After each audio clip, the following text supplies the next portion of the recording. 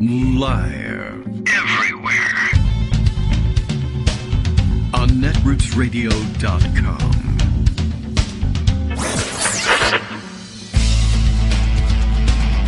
David Waldman. Kagro. In the mornings. Now, here's David Waldman. Hey, good morning, everybody. How you doing? It is Tuesday, April 13th, 2021. Time for another show. But I've just received instructions from the CDC and the FDA to pause our show. So I guess we could do that. We're not ending the show. We're not canceling the show. We're just, I don't know. We're just going to pause it, just like the Johnson & Johnson vaccine. I guess we're back in, the discussion of how the scientists and medical leaders and political leaders decide to communicate their concerns these days. And back into, I think somebody restated for us this morning on Twitter that once again we're at the point where this is a communications issue less than a medical issue. But apparently the latest news on vaccine distribution is that the Johnson & Johnson vaccine is now on pause. They're not withdrawing it from the market or anything like that. But I guess they're seeing a rare blood clot situation. I guess I would say much like we saw, although I don't know whether it bears any actual relationship of any kind or if there is one at all to what they saw with the AstraZeneca vaccine. But I bring it up as a parallel only because people are obviously raising that question. Happened to see the tweet just now of Max Fisher, New York Times writer, saying, withholding a super effective life-saving vaccine over ultra-remote odds of an ultra-rare side effect is, he says, the wrongest possible answer to the trolley problem, the old ethics trolley problem about whether or not you should be pulling the lever to divert it from hitting one person, but it would go onto a track where there was someone else or 5 other people, depending on how the problem was put to you. That's what the ethicists told me, Max says, last month when Europe did the same thing that the U.S. is doing now with the Johnson & Johnson shot. So it's a tough call, difficult to make, and of course now people are getting panicky about it, as I understand. Well, here, I'll remind you of what we learned when we discussed about the AstraZeneca vaccine with Greg. We were talking about, at least in the case of AstraZeneca, and again, I don't know if it's the same sort of blood clots. That much I don't know yet. I guess we can do some reading, but it is. Okay, production assistants are opening and closing refrigerator doors and telling us, yes, it is. All right. Well, everybody's got to eat. So anyway, although not much for you today, right? Tough day. Okay. Well, at any rate, same sort of blood clots. So that, that might mean something, right? The fact that it's the same sort of rare type of blood clot. But the numbers are also exceedingly low. I think people are throwing around the number of 7 million shots administered and 6 people coming up with these blood clot complaints. But I assume that means there's probably some more out there yet to be discovered. But still, the numbers are extremely low. So that's good. It doesn't endanger their ability to use the vaccine. At least all the officials are saying so, but lots of criticism and maybe well-deserved for the way the communications are being handled. Of course, let's see. We'll talk to Joan today, and she got the Johnson & Johnson shot, so that probably unnerves her a little bit, but I think it's been some time, and she's fully immune now, and so I don't know what the time window is for these blood clots, if they're going to show up, but it's probably disturbing a lot of people, certainly. We were scrambling over the last couple of days as Johnson & Johnson vaccine apparently became available on campus where our older son is, and yesterday was the scramble to sign up for vaccines, and we were texting in vain to try to get him to acknowledge that there were shots available and to register, and of course now he'll find out, well, they've put it on pause anyway, so I'll show you. I don't have to answer your texts or respond to you in any way, because in the end, something. But all right, well, at any rate, they actually, everybody who jumped at the chance and took appointments is apparently going to get a Moderna vaccine instead anyway. Plus, as it happens, We just got our notification that, all right, well, if he doesn't get a shot on campus, when he comes home, he'll be eligible. And they've opened it up to his age group here in Virginia, so that's nice. So maybe we'll take care of some of that. Yeah, and of course, we found out yesterday from Darwin, our friend Darwin Darko on Twitter, that he also got the Johnson & Johnson shot. So he's just sitting there saying, great, just what I need. It's I've gone out and done the right thing, and here I am sitting here now getting nervous. But okay, that's kind of where we are. And lots of speculation on what's going on and what to do about it. I'm just watching people scramble and give advice to the communicators and the scientists, and who knows whether it's valuable advice or not. But this is an interesting idea being tossed out here that New York State should absolutely refuse to abide by the CDC's orders, and if other states don't want their Johnson & Johnson vaccine, we can take it off their hands. But who's the we? Well, I mean, he's speaking in terms of New York State doing it, but who's tweeting here? Well, for as far as I know, a random person. Interesting idea, though, but I don't know if I would recommend that any state just simply refuse to abide by the CDC's orders, because that just opens the window for all sorts of nonsense running in the other direction. I don't know. Well, anyway, I'll include that tweet in the roundup for you so you can see that I didn't make that up. Somebody else did. Yeah, I mean, that would just open up the door to vaccine denialist governors to refuse to take any delivery of it, or who knows what else they'll do. I don't know if any of them are bold enough to actually go ahead and do something like that. Anyway, all right. Well, the Kagro in the Morning Show is live now. Bill informs us all the way from Portland, Maine, where his state, too, is on pause, but he's putting this squirrel feeding on pause, perhaps. That's all that's happening here. Here's what's on the prediction plate for the morning, that I will probably say a thing or two about all the guns going off. Probably. Yeah, I do have to get around to that again. It's been some time since we discussed our continuing gun fail problem. But, of course, the problem's been professionalized once again. And there are people on the case, and I no longer have to be the one telling everybody that there's something wrong with the way we regard gun accidents in this country, and that's good news. It means I've succeeded, although I do miss it sometimes. And I like to chime in anyway. And a few other volunteers out in the wider Twitter world have taken over the cause of finding and pointing out these various gun accidents. It occurs to me in the last couple of days, as I've read the continuing reports, that, we really ought to be perhaps shaming the Supreme Court over their Heller decision, which makes so many of these accidents possible.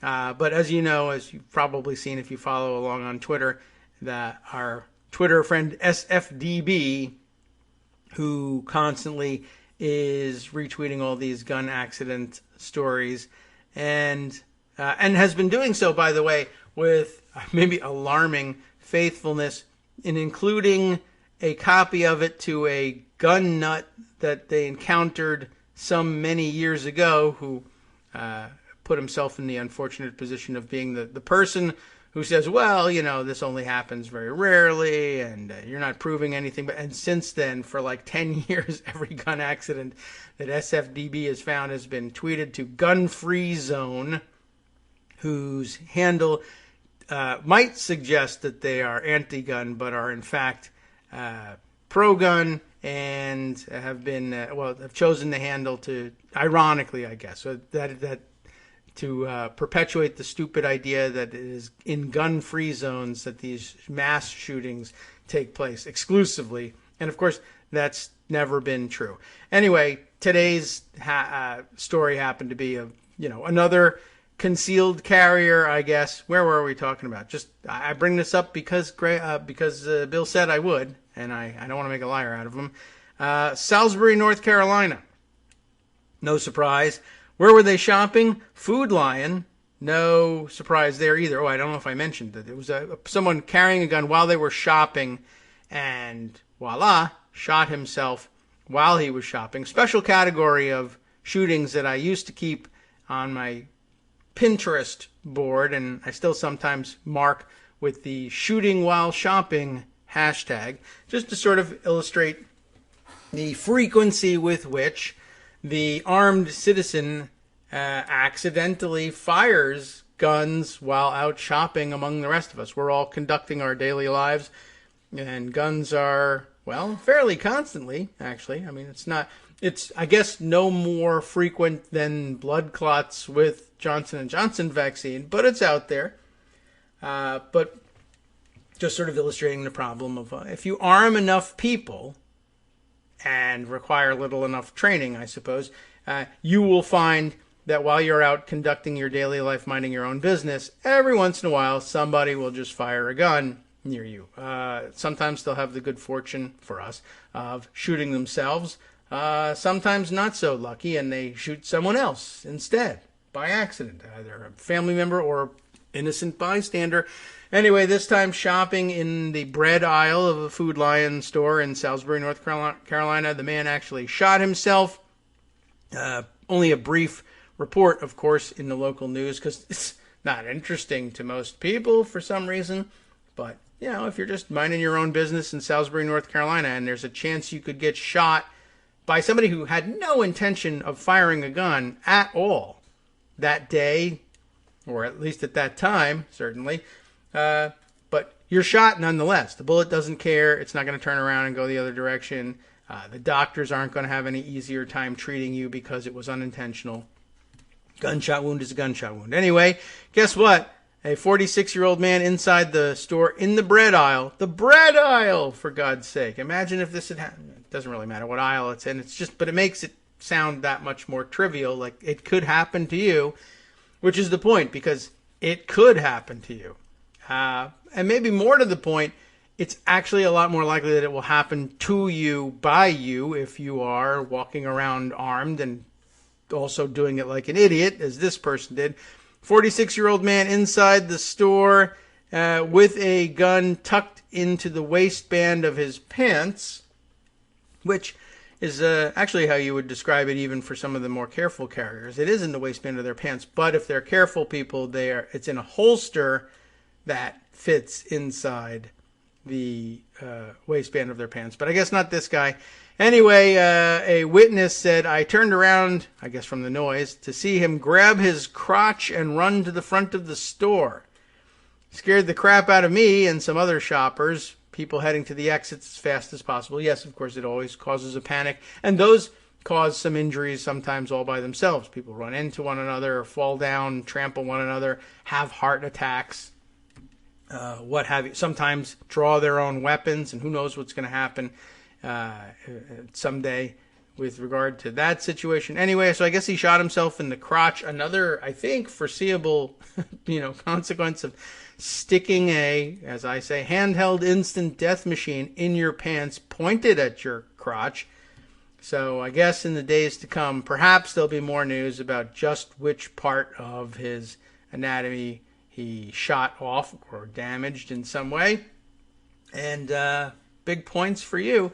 I'd love to see some follow-up interviews with these people sometimes, although who knows whether they'd ever agree to grant them. But I'd love to know what happens to people who say, I am taking an affirmative step for safety by sticking this gun in my pants. And somebody would say to them, that's very dumb for a number of reasons, not the least of which is you could shoot yourself in the genitals, which I am guessing is the last place you want to shoot yourself if you have to shoot yourself. But, it's a personal choice. I don't know. But yeah, I wonder always whether you would be able to get some results out of them, saying, here you thought you were doing something that was going to make you safe, and everybody told you, no, it actually endangers you, and you said, you're all the dumb ones, I'm the smart one. And now here I am with, no bullets in my genitals, and here you are with the exact opposite. And what do you think? How have you done? But unfortunately, some of these interviews have been conducted, and people say, I'd do it again.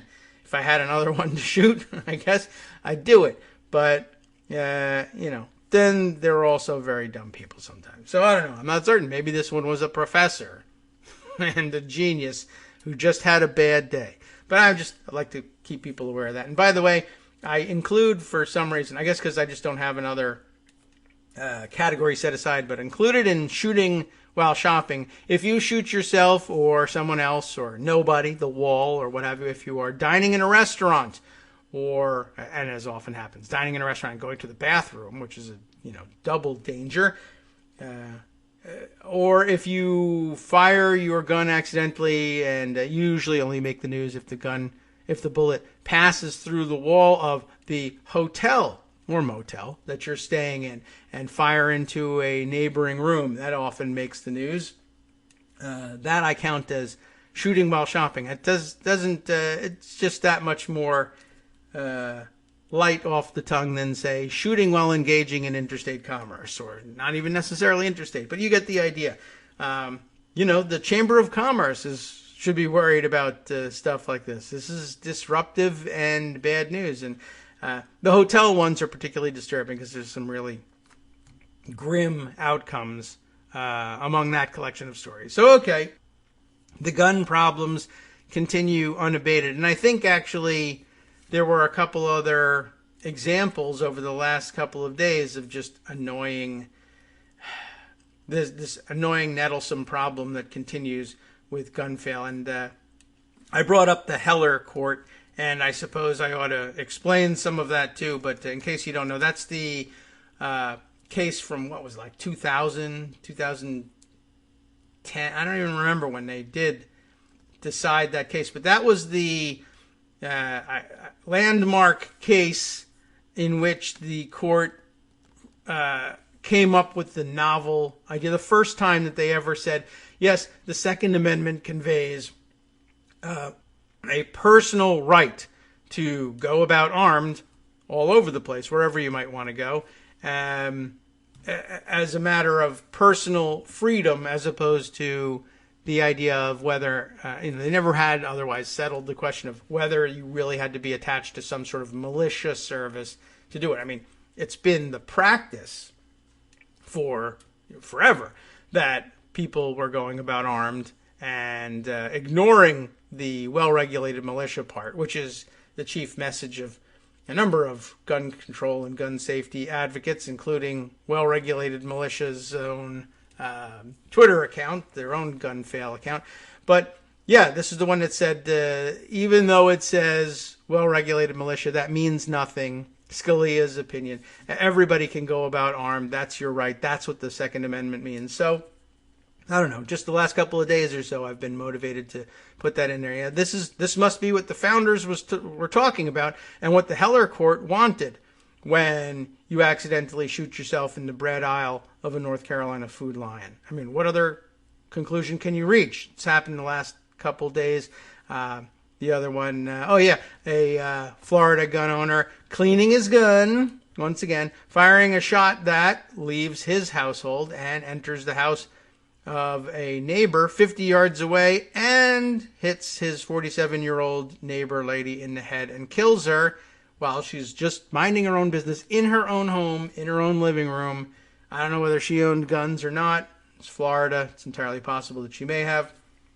But pointing out that, once again, about 100 times a year when I was looking, I would find people accidentally firing their guns into other people's homes. Didn't always hit anybody. Certainly didn't always kill anybody, but, a good dozen plus times a year. Not a problem that's, a leading cause of death in the United States. But, for all the reasons that a lot of people claim they need to be armed all the time or to keep guns at home, to keep themselves safe at home, they never calculate in, for some strange reason, the risk that somebody else who's equally entitled to safety in their home could be killed. Now, they could be killed by an armed robber breaking in and killing them, but what about if one doesn't and no one ever intended to, but they still get shot to death in their own living room because you're an a-hole and you thought someone was going to break into your house, and then you effed up with your gun and a neighbor got killed? I mean, you're a murderer. But No, I'm not, because I was just trying to prepare to be a good guy with I was going to stop a mass shooting, you see? And yeah, it was a mishap along the way. It's just something that you can't calculate into the risk very accurately, but somehow gets discounted all the time, and I just always felt like it should be discussed in some way. And so there you have it. And in fact, there was an argument, one of millions that happens every day, but that got pointed out to me over the weekend, again, about the gun fail situation. Let's see. Many of you probably follow Stone Kettle on Twitter, who was involved in some discussion or another. Let's see. Where does this go back to? Another otherwise unremarkable, negligent discharge of someone's gun somewhere.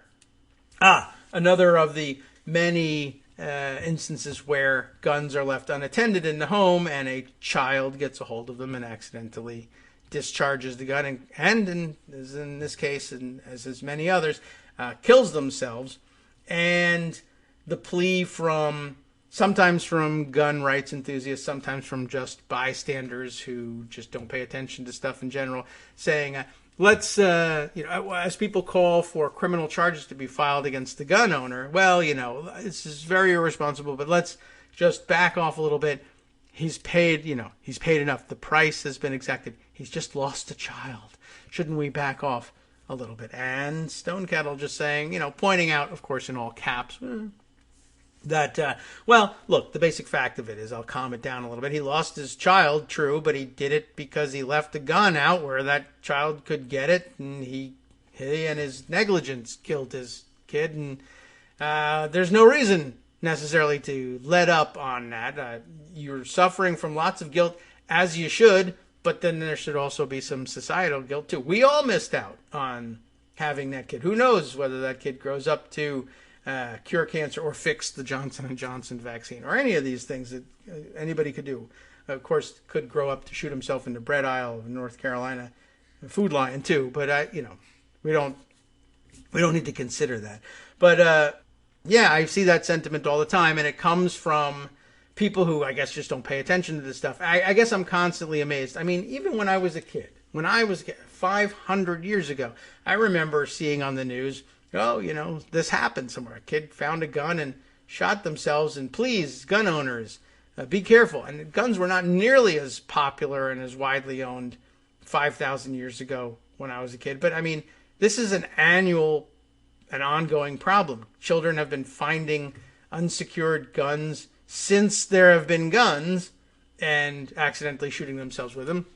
That much Peter Manseau proved to us with his Melancholy Accidents book. He's doing a hell of a job doing historical research that all the way back in colonial days, early colonial days, there's plenty of stories in the newspapers there of gun accidents killing people. It was for a while a fashionable argument among gun rights enthusiasts that back in the day when they wrote the Second Amendment, or even before they wrote the Second Amendment, when everybody was armed as a matter of self-defense and for hunting and for fighting tyranny just like you were supposed to, that never happened because everybody grew up with firearms and they knew. And that's a big excuse. Lots of people say, I grew up around guns. My parents taught me about gun safety, yada, yada. But I've seen any number of people who had the same line who then are burying children saying, I don't understand how it happened because I told him not to do that. But then he did it.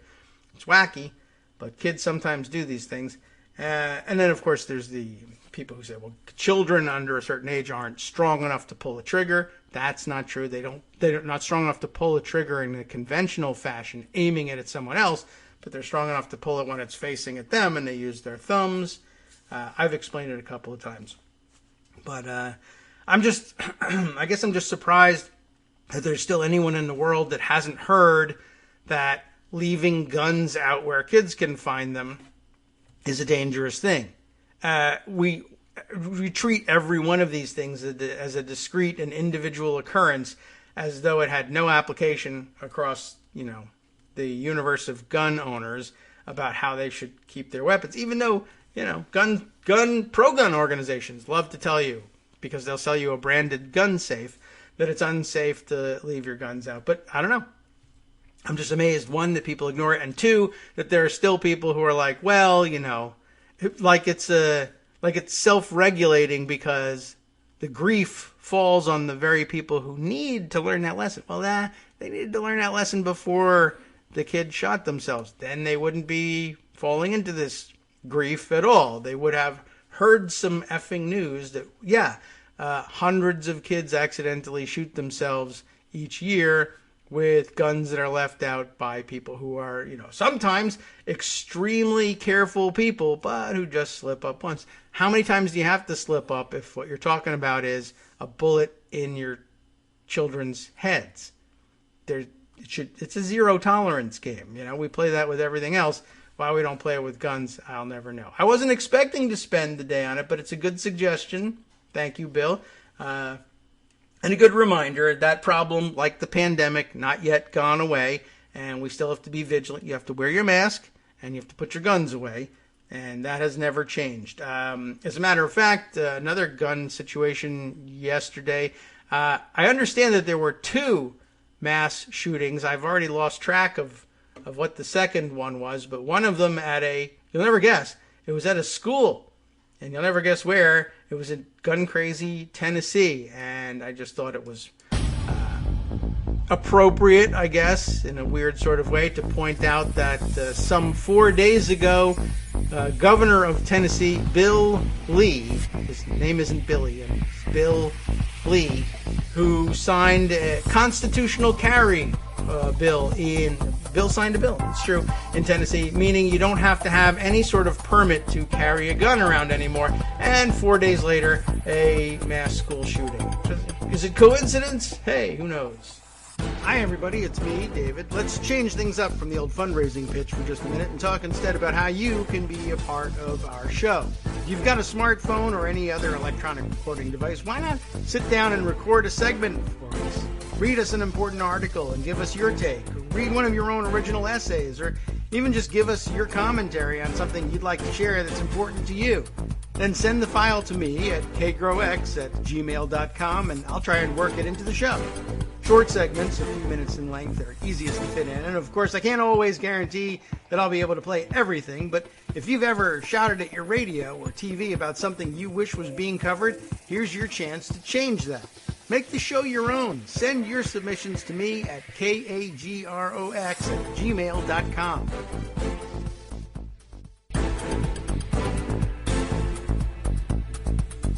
All right, welcome back now to the Kagro in the Morning Show here on Networks Radio. So many directions we could go in at this point. This is a good kind of a show. I think this was a good idea, Bill.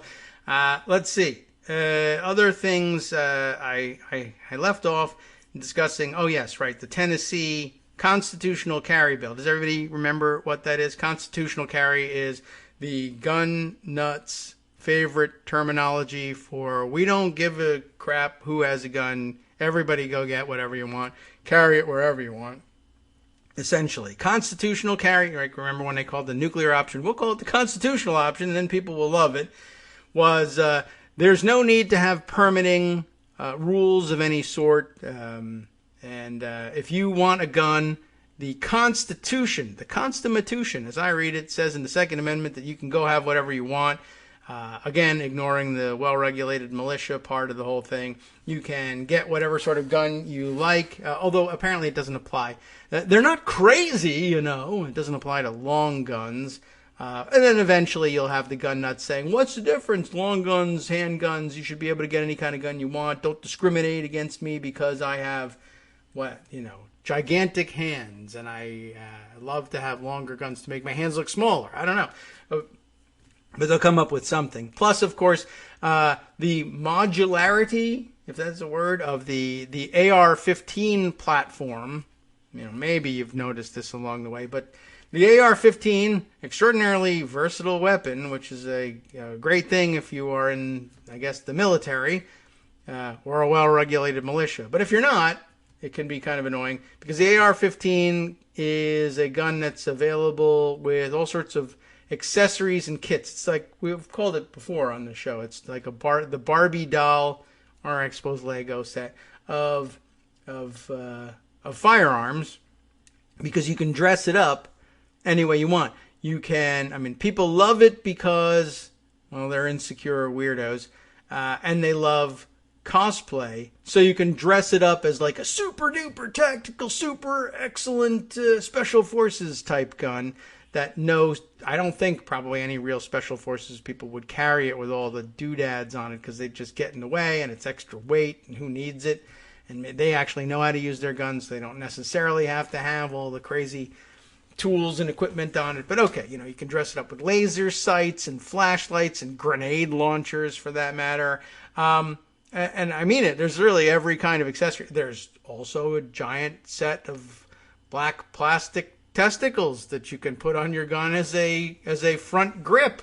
Why you would do that, I have no idea, but why would you put why would you put a singing fish on the wall? I've never understood that one. My classic example, why would you put giant plastic testicles on your truck? Why would you put them on your gun where you have to grab a hold of them? To show how manly you are, I'm going to hold this scrotum. Okay, well, I don't think that it's necessarily means you're not manly. It's just sort of like, well, we all knew if you're gendered that way that you've got those and you could hold them if you want to, but they're your own. If you want to hold other people's, I guess that's great too. But I don't see what it has to do with, how dangerous this weapon is. But all right, fine. You want to do it that way, that's fine. I'm not sure why they selected to do that, but they do. But on a more serious note, if there's a note more serious than giant plastic testicles to attach to your AR-15, I have yet to hear it. But all right, I'll entertain your motion to move on. The AR-15 is so modular, I guess. Again, to use a different form of the same word, you can build it into pretty much anything you want. In other words, it can be operated as a pistol type weapon, and it can be added to turn it into a long rifle type weapon, which is what makes it difficult to classify and what gun nuts like to point to say, well, you say you want to ban assault weapons. Define assault weapon. Well, these long rifles. Well, my AR-15 can be turned into a pistol. Well, I'd like to ban that too. Well, why? Well, but they have a point in that if you wrote legislation that says I'm banning AR-15s, it could be like, well, then I'll call it AR-16 and it's not banned anymore. Is that all that I need to do? Okay, well, you have a point there. But you can turn it into a pistol, you can turn it into a rifle, you could turn it into a goofy thing with testicles on it, you can put a flashlight, grenade launchers, compass in the stock like the kid in Christmas Story, whatever. So it's a weird and changeable weapon, I guess. And so, anyway, I guess you could, if the constitutional carry law doesn't apply to long rifles, you can take the butt off and put the shorter stock set up together and carry your AR-15 as a pistol and get away with it. Anyway, constitutional carry just basically means you don't have to go through any of the rigmarole that is sometimes necessary in some states to get either a concealed carry permit or an open carry. I don't think there's a separate permit for open carry, but the permit in order to purchase the gun, now don't need it anymore. Constitution says you have the right to bear arms, go get whatever you want. What was interesting was I took a look at the tweet that Governor Bill Lee authorized to be distributed under his name the other day when he signed this bill. And our own bill pointed out something that was particularly weird about when their bill, Tennessee's bill, Bill Lee, signed the bill authorizing constitutional carry, so-called constitutional carry in their state. He signed it with a Sharpie.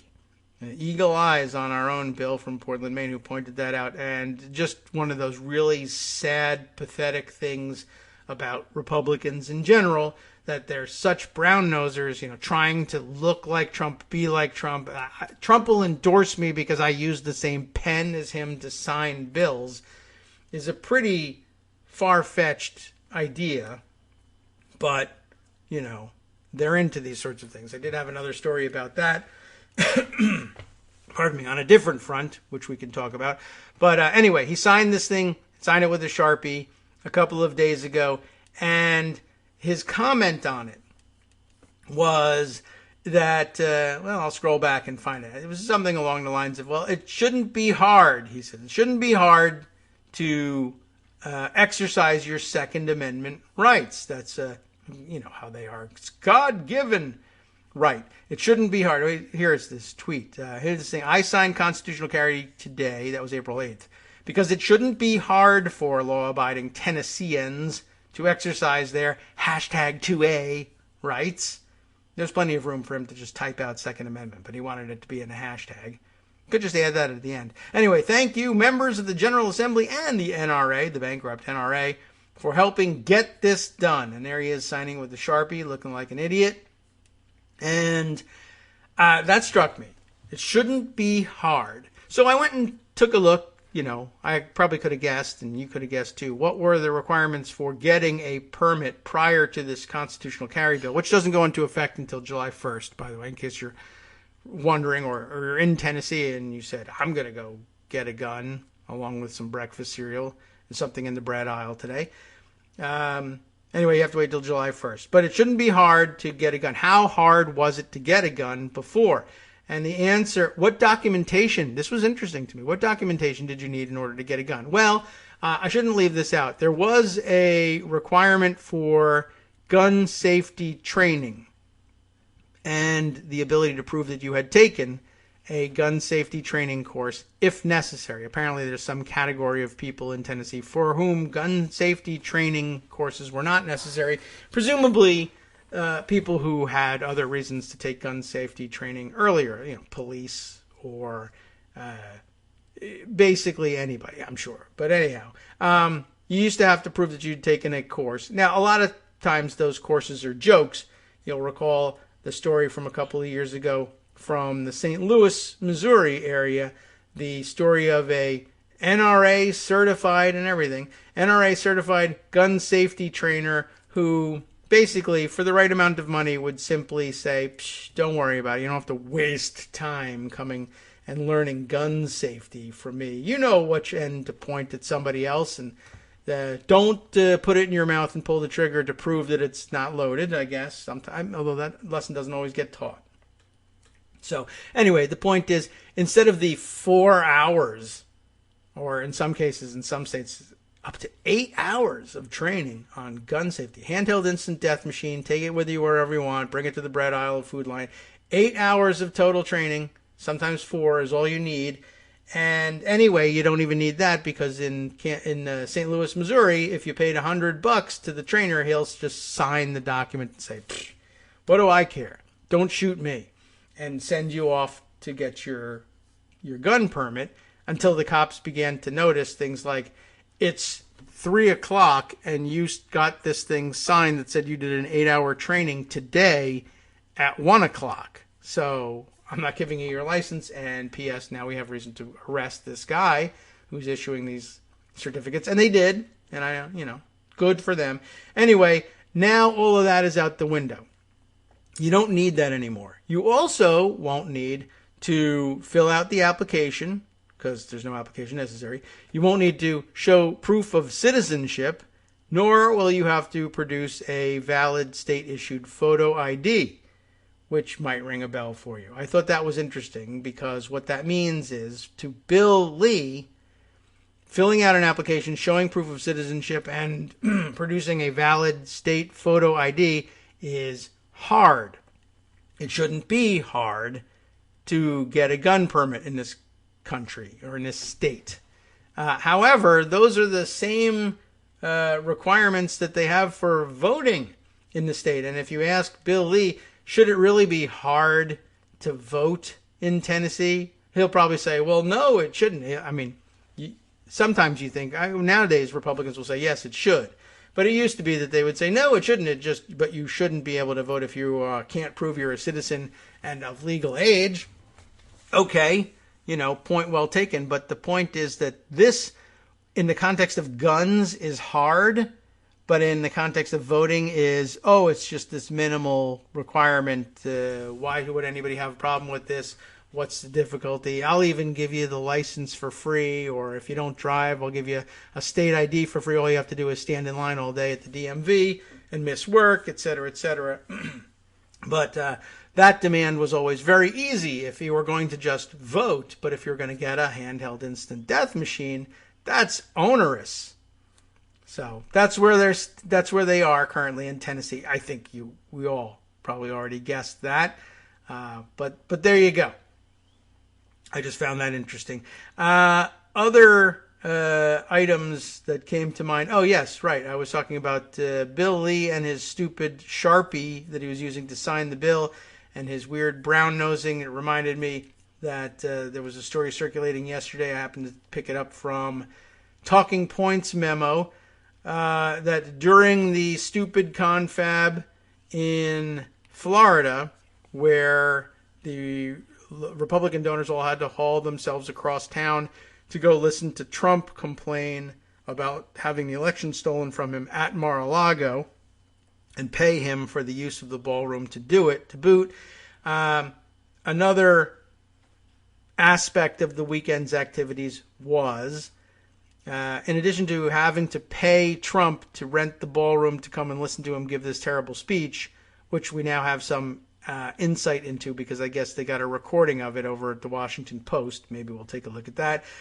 But additional brown nosing had to happen. Now remember that during this speech, Donald Trump calls Mitch McConnell, the Senate Republican floor leader, the stupid son of a bitch, right? But this all takes place in the same weekend.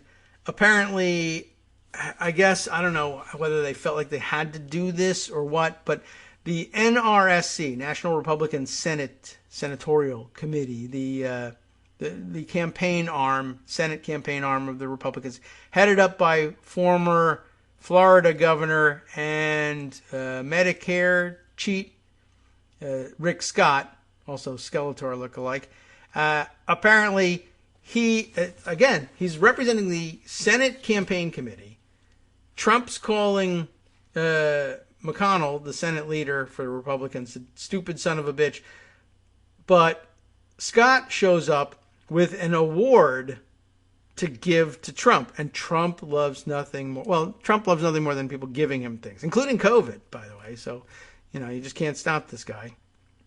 He's a taker and proud of it. But Rick Scott shows up with a award to give him, and that, I don't know what was it that Trump refused to do unless he got something out of it. I'm not sure, or maybe they just anticipated this is a great way to flatter him or a good way for me to get my picture taken with Trump, even though I'm sure that's happened already. I'm going to bring him an award. So they made up an award. They don't have anything to give him. They could give him whatever. We've made up this bundle of cash award for you as the guy most likely to accept the bundle of cash and not be embarrassed about it. Here you are. But instead, they made up a award, Summer Concepcion, reporting this for TPM, just hours after former President Donald Trump called Senate Minority Leader Mitch McConnell a dumb son of a bitch. I'm sorry, dumb, not stupid. Trump was awarded for it? Yes, he was. In an email on Monday morning, the National Republican Senatorial Committee announced that its chairman, Senator Rick Scott of Florida, presented Trump with its first ever, he's the inaugural recipient, the biggest inaugural recipient ever, the first ever Champion for Freedom Award. So they had to make up an award. They called it the Champion of Freedom Award. By the way, it's a silver bowl of some kind. It maybe looks like it's been engraved. So it looks like a golf trophy of some kind. And so that's why Trump was so happy to get it. And on what basis will they be presenting this award? Who can look forward to winning the Champion of Freedom Award next year? Well, the NRSC says in its statement that the award is given, prospectively. We're going to start giving it now to conservative leaders who work tirelessly. Yeah, who work tirelessly, that's enough of a joke, to stop the Democrats' socialist agenda, which, of course, they don't have. But there you have it. So it's interesting because the picture of him giving this thing to Trump is dressed in his golf clothes to accept it. I wonder whether, was it impromptu and he was dressed for golf because that's the way he's always dressed because he's always going to play golf, and that's when Rick Scott caught him and said, I'll just give you this thing and we'll take the picture, it doesn't matter. You'd think that if it meant anything at all to Trump to be receiving the Champion of Freedom Award, Champion for Freedom Award, pardon me, then he would put on a suit to go get it. But instead, he's happened to be walking through the lobby, and this is such an important award that there's planning that goes into this for years to find a way to waylay the unwitting recipient in the lobby of a hotel or resort on their way to play golf and quick shove the trophy into their hands. Or did Trump know about it and hear that it looked like a golf award and dressed up to make it look like he just won a golf championship in the picture? Why Rick Scott would be giving him that trophy, I don't know, but why does anything have to make sense, right?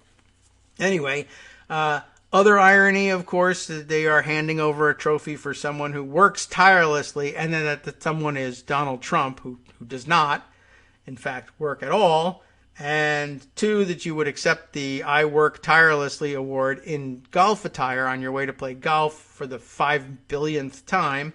And, of course, the idea that the award is for stopping the Democrats' socialist agenda, which A, doesn't exist, and B, by the way, congratulations on your record of stopping the Democrats' socialist agenda, which includes losing the White House, losing control of the House of Representatives, losing control of the United States Senate. The NRA is now bankrupt, and you have been impeached twice. Great job on stopping the Democrats' socialist agenda. Keep up the good work, I guess. So anyway, I just thought that sort of brown-nosing theme was worth pointing out.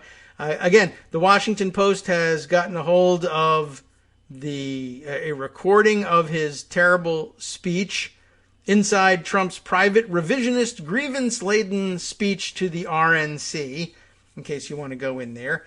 Aaron Blake has got it, and see what kind of treatment he gives it. But basically, I was thinking this morning, the fact that he gave this speech was a disgrace in itself.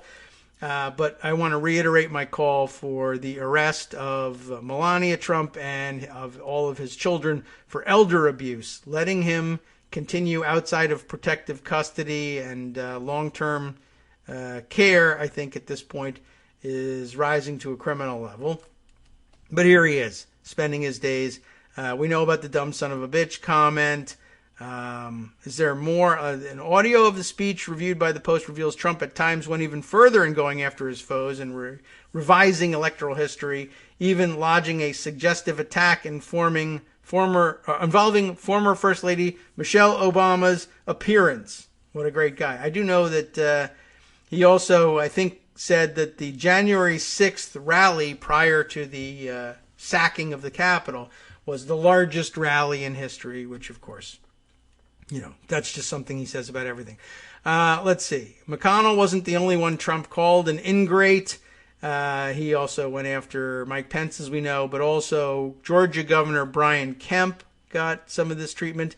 In prosecuting that grievance, though, Trump made a somewhat uncharacteristic comment about Michelle Obama, of whom he has often steered clear, because she could beat him up, I think, while also using her husband's middle name, wink, wink, in a suggestive way. Oprah Winfrey camped out in Atlanta in support of Kemp's 2018 opponent Stacey Abrams, Trump claimed, wrongly saying, falsely we might add, that Winfrey was there for months. Trump added Barack Hussein Obama and the very beautiful Michelle Obama were there for whatever, blah, blah. At this point, the audience laughed uproariously. Michelle Obama's appearances often served as a punchline in some portions of the conservative internet. Anyway, so he goes on to make the joke that they were there forever, which they weren't. Trump has, of course, a history of disparaging the appearances of women he doesn't like. And it was also an odd attack for another reason. Michelle Obama didn't actually campaign for Abrams, but, so what? What's that, a fact? More revisionism on McConnell. Trump wrongly claimed that Kemp was dead in the water before his support, and he made a similar and even more strained case while attacking McConnell, to whom he returned repeatedly in his remarks. Mitch McConnell comes to see me, Trump claimed. I need your help, sir. So it's a sir story, so you know it's not true. What do you need, Mitch? I'm losing. And he was losing every poll. The fake news doesn't talk about this. Every poll said he was losing. The fake news, of course, would be glorifying it because it's fake news. But this time they didn't, because he needed it to be set up for the future for this claim. This, of course, is not true. And even if you believe that McConnell pleaded with Trump to save him, which is a stretch based upon everything we know about the Republican Senate leader, virtually no polls showed him trailing in his reelection bid, much less every poll. Trump went on to claim that McConnell had close races in the past because he's got zero personality. That part is true. He's a stiff. The guy never won anything by 20 points. McConnell, in fact, won 1992 by a larger margin than his 20-point margin in 2020. McConnell's office declined to comment. Then Trump turned to Elaine Chao, who resigned as transportation secretary. You know about that attack. Let's see. Then the January 6th crowd claims, saying that he addressed a rally just before storming the Capitol, the largest he'd ever spoken to, despite estimates putting the crowd in the thousands, which is not even his own record.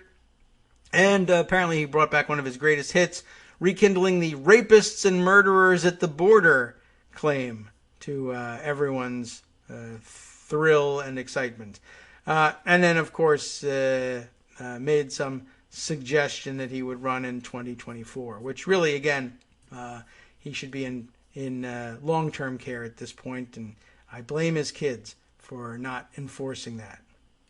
All right.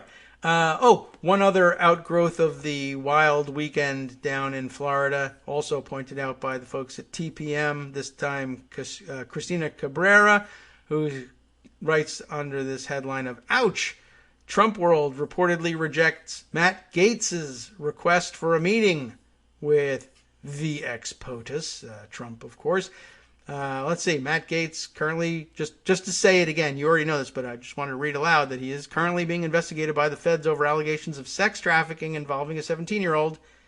Seems to have found himself kicked out of his idolized leader's orbit. CNN reported that Trump's aides recently denied Gaetz's request to meet with him at Mar-a-Lago. The former president's, well, you know what it is. I mean, they're describing it. Anyway, additionally, the aides have reportedly warned Trump against sticking up for Gaetz, who publicly volunteered to resign from Congress at one point to defend Trump in the impeachment trial in February. Why he thought resigning from Congress would give him a better shot at that job, I have no idea.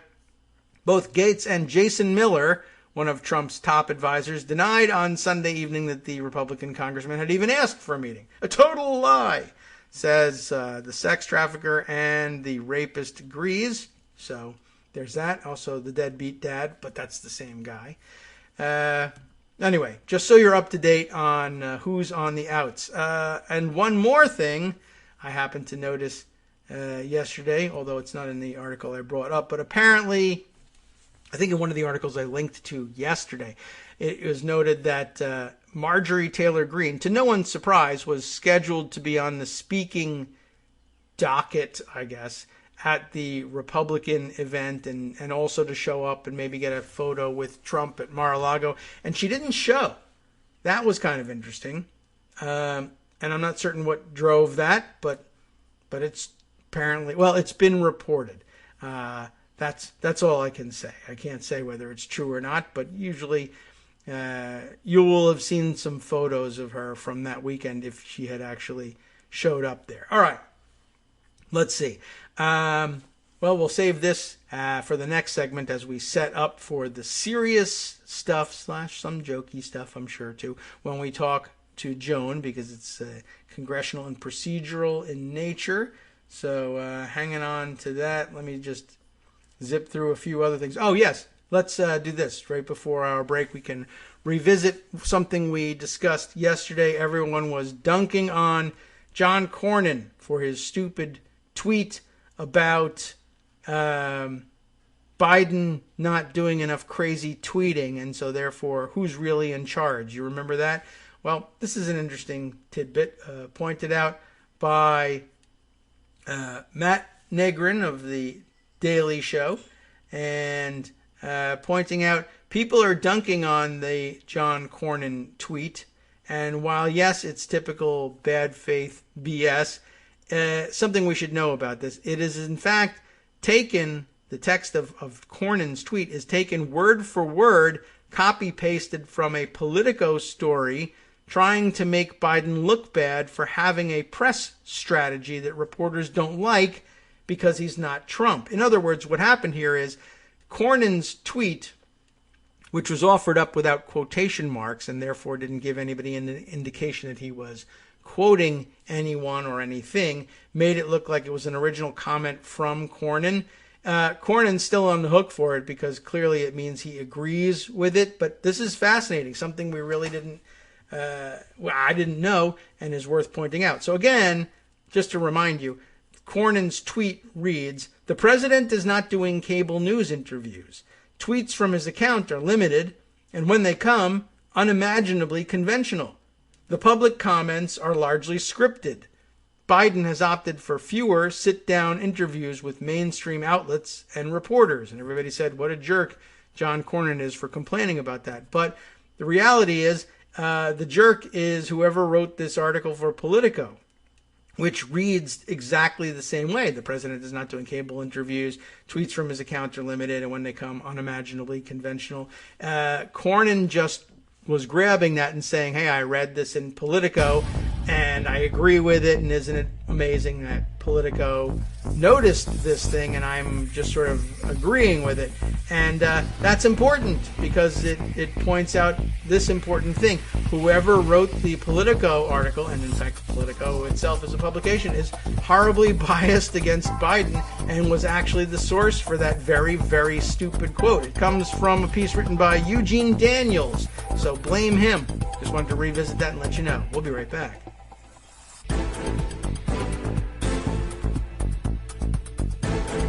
All right, welcome back now to the Kagro in the Morning Show here on News Radio. I guess I should point this out. Well, what happened here is the, Eugene Daniels article. I don't know. I haven't read it.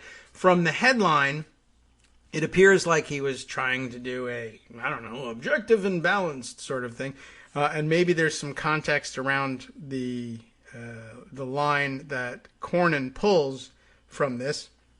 But from up in the headline, it doesn't seem like so worrisome. The Biden White House media doctrine, less can be more. The subheader reads, the president does little press. His cabinet does a fair bit. Underlying it all is one overarching idea, do things that feel natural. And that sounds like good advice and sound advice. And yet, guess what happened? Cornyn was able to spot at least one paragraph or part of a paragraph in the piece and use it to make it look like he was launching an attack on the president, and a dumb one at that. And then we find out that that attack was, in fact, if that's what it was, launched by Eugene Daniels, who I guess maybe was just being careless about this. Where do we get to this? It's right up top. It doesn't take long. 3 months in, Joe Biden's White House has settled on a firm press strategy. First, do no self-harm. Sounds good, right?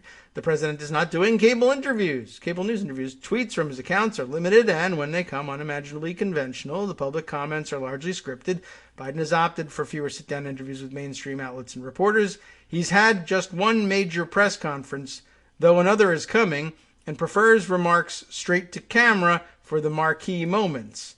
The White House is leaning more heavily on cabinet officials to reach audiences that didn't tune in to his latest Rose Garden event. It's the Hippocratic oath for engagement with the Fourth Estate, and if it means criticism from the press and opponents about Biden's availability, so be it. So that's the nature, I guess, and tenor of this article. But it's just worth pointing out that Politico's, I guess this isn't horse race coverage, but once again, the great game type of coverage, the optics coverage, turns into, it can be used verbatim as an attack by someone as onerous as John Cornyn, and it's worth noting that that's the case. So there you go. Just thought I would bring that up. Let's see, a couple other things to get into. By way of update on people and their reactions to the various vaccines, we've had a couple other reports here. Let me grab this one. Is this the right one? Yeah, our correspondent friend Dave R. pointing out that he had the Moderna shot, and that, what's he saying, 5 days later was when he actually felt the side effects. No side effects immediately, but 5 days after the second shot, it wasn't bad. He says, what does he say? Felt like the day before catching a cold, so just a little off, I guess, and before you really know that you're sick for sure. Interesting. And an interesting description of the symptoms. And a word from our friend. I hope I'm not violating any HIPAA rules here in all of this, but also correspondent and good friend of the show, Judy Vincent, who said that she didn't have any symptoms from either dose of the Pfizer vaccine. So, okay, taken all together, I think we can reach the scientific conclusion that listening to the show lessens the overall effects of the vaccine's the side effects. I guess not really. I mean, it didn't work for Joan. It didn't work for my friend who reported in the other day about his experience with the Johnson & Johnson. So, okay. All right. So it's all anecdotal, but I still think you should be listening to the show. And look, good luck, and keep reporting the results. I think people actually kind of want to know, what are people who I have something in common with, even though there would be no scientific reason for believing this will happen to you. It's just interesting to hear the news. And if you're at all vaccine hesitant and you begin to hear, yeah, well, for the most part, the symptoms are, I felt like I might be catching a cold, but then I didn't. That's pretty good. And then, of course, well, even better, no side effects whatsoever from one or the other of the shots. I'm interested in the delayed reaction, though, too. So how many days has it been for me? I got it on Friday to Saturday, Sunday, Monday. So maybe and today's Tuesday. So Saturday to Sunday, Monday, Tuesday. I forgot. So tomorrow, when Greg is on, I'll report. It feels like the day before I'm catching a cold. And then we'll all know exactly what that was about. All right, let's see. One more tidbit I'll add here. Just happened to see breaking news that Igor Bobich has reported here just on Twitter. In his inbox, he says that Ted Cruz and Mike Lee and Josh Hawley, I don't know whether together as a collaborative effort or individually in competition with one another, announced legislation to subject professional baseball clubs to antitrust laws. Why? Because blah, blah, blah, Georgia, and they moved the All-Star game, and we'll show you, and no. And by the way, I mean, I don't watch enough baseball, I guess, to care. Is this a bad thing? Like that they would be subject to antitrust law? I know they have legal protection from antitrust laws, and that's supposed to be, according to the owners and the organization, critical to their ability to continue to bring us the fabulous game of baseball in a public setting. But I don't know. Maybe at this point, now that they're all billionaires, it might be okay not to have protection from antitrust laws, not to mention the fact that this would never pass. But anyway, oh no, stop. Don't subject this multi-billion-dollar business to regulation like everybody else has to, because if you do, then something. I really don't care. I'm sure I can be convinced that there's a terrible result that could obtain from this, but here we are. These three idiots have gone ahead and done this thing, and oh no, it's changing my life. So, all right, take it with the grain of salt, whatever's left of the salt lick from last week, and move on from there. All right, so in anticipation of our visit with Joan, perhaps we can check in on this one. Twitter pal and listener Adam McGinnis sends us this one, a CBO piece that might be of interest for the show. Let's take a look. It's reported in Mother Jones here under the headline, the provocative headline, Democrats' next plan to get Biden's agenda over the finish line? Fire the scorekeeper.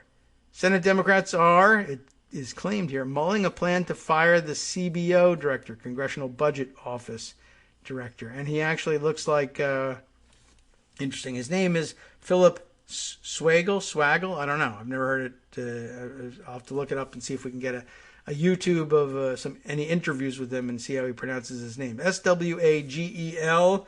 Don't know his background. We could look it up and find out whether it sounds like a good idea to fire him or not. Anyway, CBO is Congressional Budget Office. They are the ones responsible for scoring bills, that is to estimate how much they will cost to implement or how much money they might save if they include cuts from the budgets, et cetera, et cetera. And their rulings sometimes have a bearing, for instance, on whether or not something has enough budget impact to qualify under the Byrd rule for inclusion in a reconciliation bill. There are other places or other instances in which senators simply declare, on their own volition, I won't vote for a bill unless the CBO says it reduces the deficit or costs under X amount of dollars. But if you're ever wondering where does it come from that who did the job of adding up all the money in the coronavirus relief bill to say that it was, involved $2.9 trillion or whatever, the $1.9 trillion. I forget what the number of trillions is in there because it doesn't matter anymore. MMT has taught me that. But yeah, you want to keep track. Kara Vogt has written this piece. Let's see how serious the threat is. President Joe Biden unveiled a $2.25 trillion jobs and infrastructure plan last month. By the way, when it's at the stage when the president is releasing it, it is probably his own budget folks, the Office of Management and Budget, OMB, perhaps, who are, and his Council of Economic Advisors who are putting the numbers on it. CBO sometimes comes up with different numbers. President Joe Biden unveiled a $2.25 trillion jobs and infrastructure plan last month and has promised to seek input from Republican lawmakers on its ultimate design. That courtship begins Monday, that was yesterday, when Biden and Vice President Harris meet with a bipartisan group of House and Senate members. Do I have that right? What's the date of this article? Do I have the right Monday? Not immediately available. Why is that not on the dateline? Oh, well, up here it says 19 hours ago. So, yes, I guess yesterday. So they met with a bipartisan group of House and Senate members to discuss the proposal, but his administration has already signaled its willingness to push a bill through Congress with only Democratic votes, a route subject to the Byzantine rules of the budget reconciliation process that could muck up, with an M, Biden's agenda. It's a big mucking deal, this thing. Behind closed doors, Democrats in Congress are considering a drastic move to make their push around those rules easier. Fire the director of the Congressional Budget Office, the scorekeeping agency that measures the federal budget impact of pending legislation. The interest stems from some Democrats' disappointment over the CBO's recent scores of the party's top priorities and a desire to see the office led by an economist willing to give Democrats the scores they're looking for to push Biden's agenda over the finish line. It's a, rough way of explaining it, but I guess at bottom, not totally unfair. However, there's probably an argument somewhere that says, yeah, well, the scores we're getting are from people following a model of economics that generally is adhered to by people who oppose our agenda. And I guess we could look up where he came from. I would hope that that's reported here in the body of the piece, though.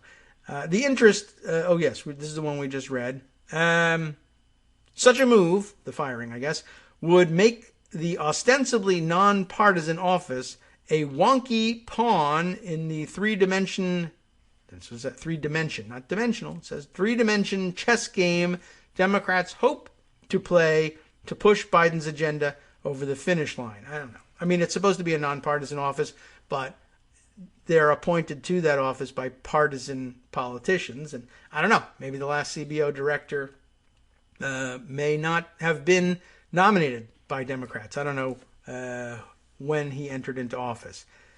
The move is being deliberated among Senate Democratic staff, according to several senior Democratic sources, with some outreach to progressive House members.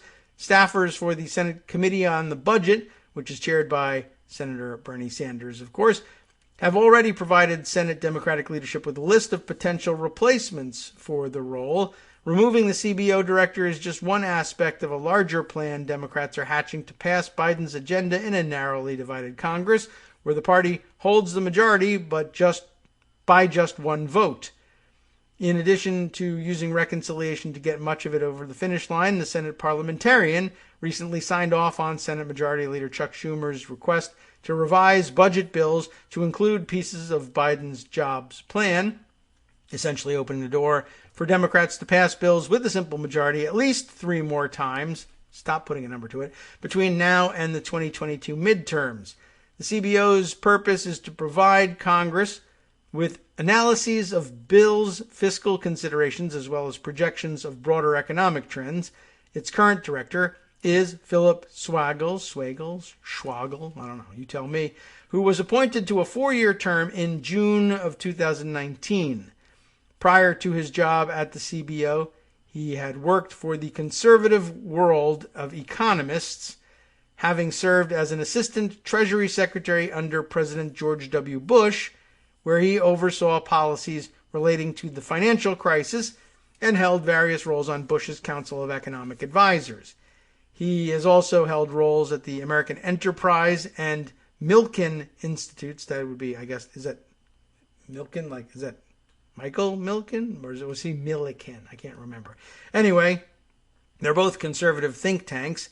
His CBO nomination was spearheaded by then Senate Budget Committee Chair Senator Mike Enzi of Wyoming through an informal arrangement in which the House and Senate budget chairs alternate leading the selection process, though Schwagel also earned praise from the House's budget chair, Representative John Yarmuth, Democrat of Kentucky. Not a super progressive guy, as I recall, but okay. The CBO drew some Democrats' ire during the first weeks of the Biden administration when it determined that raising the minimum wage to $15 an hour would increase the federal deficit by $54 billion and lead to 1.4 million job losses over 10 years. That's the sort of stale economic thinking that has, yes, come under attack from Democrats in general over the past couple of weeks. And there's a pretty good argument for saying that requires a new and different approach, and that, well, people who tend to favor conservative agendas simply aren't going to be open to the idea of approaching the analysis differently. So fair game, I would say. Let's see. Where were we with this? Senator Sanders was especially vehement in excoriating the report from the CBO, finding it hard to understand, he said, how the CBO reached such a conclusion about the deficit and job losses. He cited analyses from the University of California at Berkeley and left-leaning Economic Policy Institute that determined the very opposite. The Senate parliamentarian ultimately deemed the $15 minimum wage proposal ineligible for consideration under reconciliation. And I don't think that actually had anything to do with the scoring from CBO. Actually, the scoring from CBO says, well, it does have budgetary impact. So, great. Anyway, some Democrats have taken the minimum wage report as a sign of how how his office will evaluate other liberal proposals, and are mulling whether a left-leaning economist would look more favorably on the party's agenda. There's particular worry over whether the CBO will give Biden's American Jobs Plan, which aims to invest $2.25 trillion over 8 years, enough credit for raising revenues and contributing to economic growth, which might boot some of their top priorities from being eligible for reconciliation.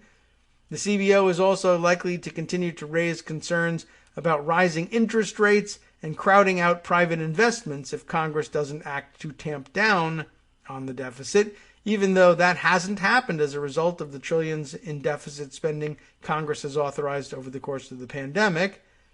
The concerns speak to a broader tension that's emerged in Washington economics in the first months of the Biden administration. Democrats' embrace of big government and deficit spending defies the conventional wisdom of balanced budgets, which we've never really had, and highly targeted social programs, wisdom to which both parties had previously subscribed. Firing the CBO director might not have any meaningful impact on how the office scores bills, though. The directors' backgrounds often reflect the preferences of the party that nominates them, but directors maintain they suspend any partisanship while serving in the role. The CBO's mission is strictly nonpartisan, and it produces objective, impartial analysis, according to the office's website, and the agency hires its employees solely on the basis of professional competence without regard to political affiliation, and they conduct the brunt of the office's analysis work. When asked for comment, the spokesperson for the CBO pointed to sections of its website describing the agency's methodology and how it maintains impartiality in its work. I guess it's varying levels of effectiveness in doing so, as you might imagine. While the CBO never makes policy recommendations and has stressed its scores are just one factor to consider in evaluating a bill's potential, its reports carry extraordinary weight on Capitol Hill, and though economics strives to paint itself as a science, it's not, governed more by a consensus view rather than foolproof predictions of the future. The CBO attempts to reflect the mainstream positions in economics and policy analysis, and I think it's done a good job of doing that, says Paul Vanderwater, a senior fellow at the left-leaning Center on Budget and Policy Priorities, who worked at the CBO during the 1980s and 90s, but those mainstream positions have irritated some Democrats who think its processes don't sufficiently account for policy's potential long-term savings. The CBO does not, for example, take into account the cost savings associated with preventive health initiatives, nor the potential benefits of reduced carbon emissions when evaluating climate-related legislation. That's one reason the Congressional Progressive Caucus negotiated with House leadership to exempt any climate-related bills from the PAYGO provision. Remember that? That requires any legislation that would increase the deficit to be offset by commensurate spending cuts. Blaming the CBO for reaching politically inconvenient conclusions has been a rich bipartisan tradition. Republicans called for the office to be abolished in 2017 when one of its reports found the GOP's attempts to repeal the Affordable Care Act would cost the government hundreds of billions of dollars. In response, all of the CBO's former directors fired back with a letter to express their strong objection to recent attacks on the integrity and professionalism of the agency. At the time, House Budget Chair Yarmuth defended it against the GOP's attacks. I'm sure they'll return the favor, right? In this world where things have become increasingly partisan, it's not perfect, but I think it's the closest we have to a neutral arbiter. CBPP's Vandewater says it's important to maintain that and avoid making it look partisan when it's actually trying to do its job. Swaggle's return, I wish I could tell you how his name is pronounced, isn't set to end until 2023. And removing a director requires either the House or Senate to pass a resolution. Given Democrats' narrow majority in the Senate, that responsibility would likely fall on the House, and Yarmuth would lead the selection of the replacement. Since Democrats control both chambers of Congress, the two budget chairs would be free to choose whoever they like, without Republican buy-in. But whispers among Senate staff may be where this effort stops. Chairman Yarmuth supports Director Swaggle. A spokesperson for Yarmuth wrote in an email, "We have not discussed and are not considering a replacement." Well, that's a very interesting conclusion to an article in that it says, well, have we just wasted a lot of time here? I mean, Democrats' next plan to get the Biden agenda across the finish line is to fire the scorekeeper, except that the Democrat who's ostensibly in charge of what to do about the CBO says, no, I'm not thinking about that. I like the regular guy, the one we have now. I support him, and there's no plan to do that. But this is a story about our plan to do that. I agree. I understand. It's just that there's no plan to do that. All right. So, I mean, I don't know what to tell you. Mother Jones comes up with this headline.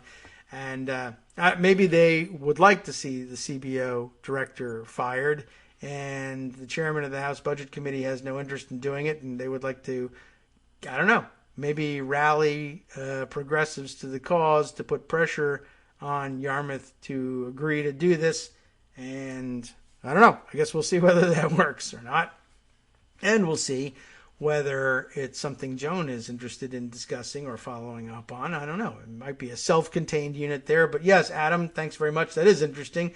And it pays to keep an eye out on these things. We've all been focused on what to do with the parliamentarian and haven't been talking about what to do, if anything, about the CBO.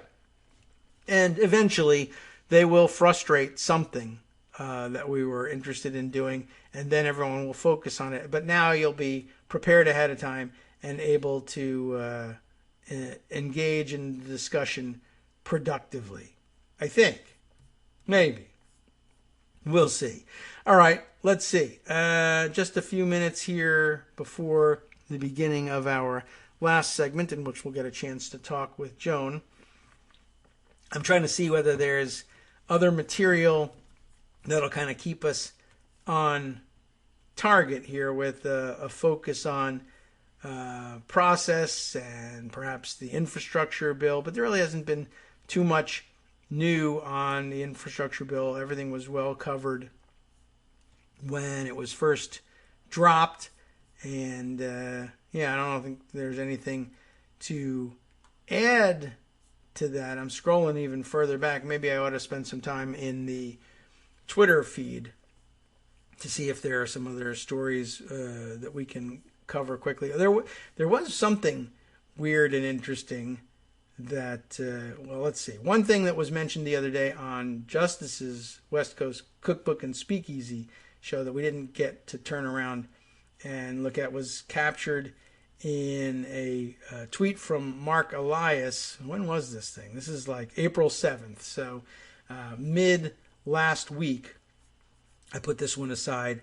But this was a story that Justice was covering.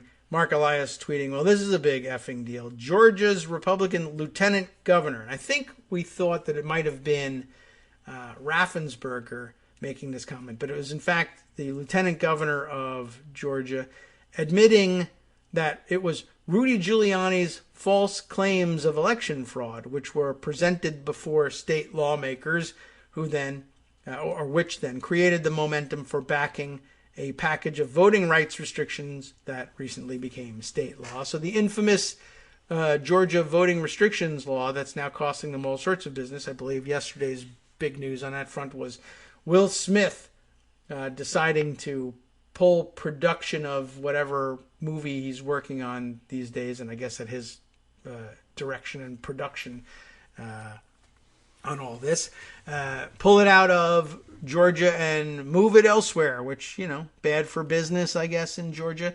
All of this happening because, of course, of this stupid and facially discriminatory law on voting access. And it's important to note that, they're saying outright, the lieutenant governor, Republican lieutenant governor of Georgia, saying the reason we have this thing, or rather, they might have done it on their own anyway, but the basis on which this bill was taken up and passed is that story which we recognize as having been a lie, Rudy Giuliani's false claims of election fraud. CNN reporting this one. Did I put something else aside along with the Elias tweet, or is it another report on the same subject from Business Insider, but this one that much further back. I guess now the comments of the lieutenant governor saying ultimately that's what influenced the state legislature to pass this bill. But as far back as January 11th, when Republican elected officials were pushing back on Trump's attempt to steal the election by calling them and twisting their arms, Gabriel Sterling, remember him? Voting systems manager from the Georgia Secretary of State's office, is in the photo illustrating this piece entitled, "A Top Georgia Elections Official Says Rudy Giuliani Lied About the Election Fraud by Presenting a Deceptively Edited Video as Evidence." So I guess part of that Dog and Pony show. Oh, I've got the wrong break music. I actually have to stop that and switch that. Now that sets us back, but we need that 2-minute break to give Joan a chance to call in. Anyway, very interesting just to see them lay that case out. Who is the Lieutenant Governor of Georgia, by the way? It's in here somewhere. Jeff Duncan, and he spells it the Geoff way. Just goes and says, I went back over how we did this, and it was a lie. Hi, it's me, David Waldman, your host for Kagro in the Morning. I have good news to report. Many more listeners like you are making critical contributions that keep our show on the air. Makes good sense, of course, and patreon.com, Patreon.com, makes it simple. Now you can make easy, secure, recurring monthly contributions to support our show.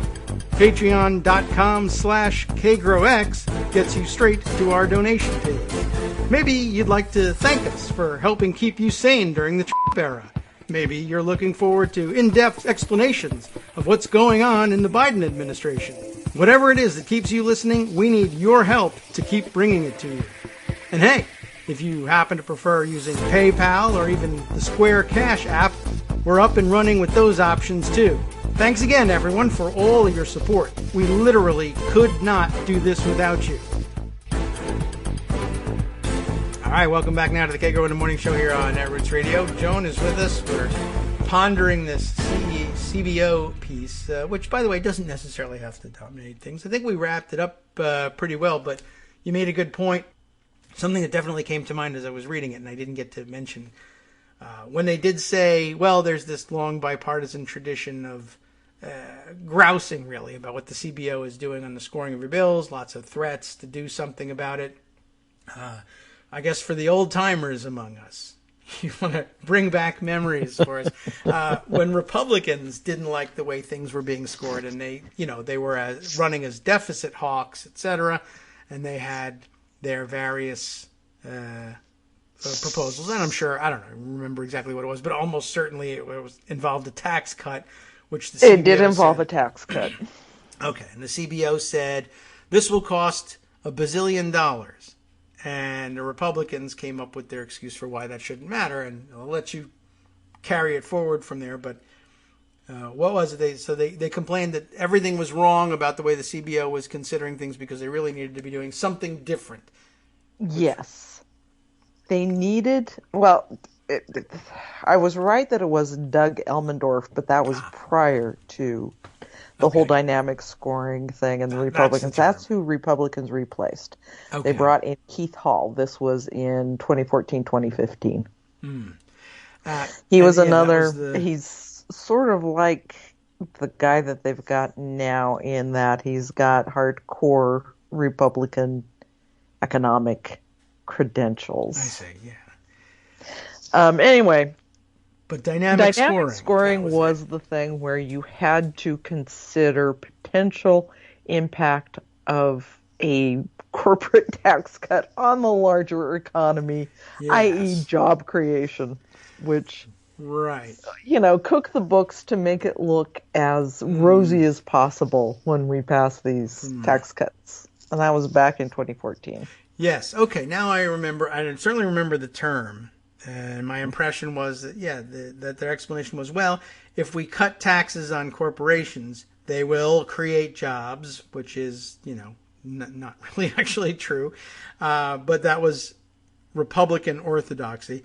And if we create all these fantastic jobs, there'll be all these people with fantastic new higher incomes, and they'll pay more in taxes.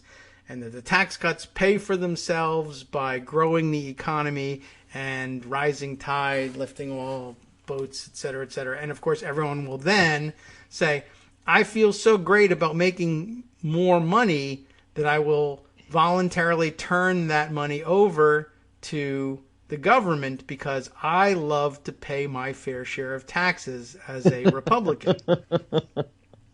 That was dynamic scoring for you. You're not taking into consideration how much more they'll be making.